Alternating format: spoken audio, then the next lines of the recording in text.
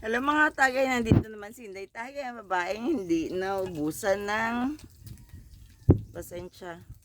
Wala na akong pasensya, almost maubos na yung pasensya ko mga katagay.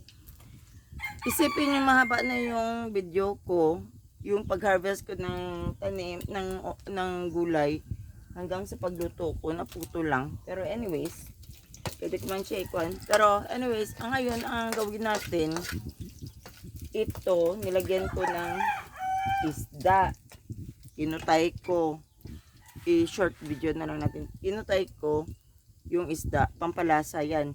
Tapos nagkuha ako ng hindi ko binili.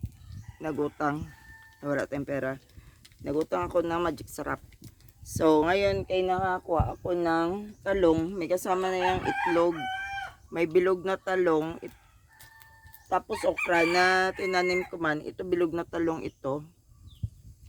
So ngayon, di na natin patagalin, lagay na natin yan lahat, mga katagay.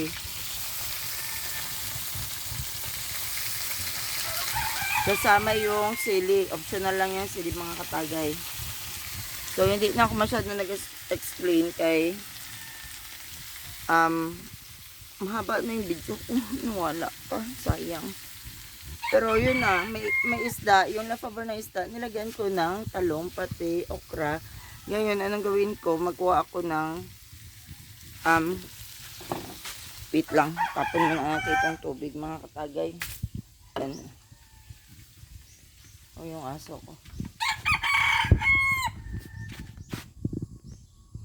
Sa tingin ko hindi na siguro ako magkuha ng kuhaan kaya hindi may tulaswa. May pakiramdam ako gusto ko maglaswa pero ang gusto ko siguro ngayon yung may chicharon sa taas na pork, beef, or chicken. It's either kung anong available. Hugas ka may konti.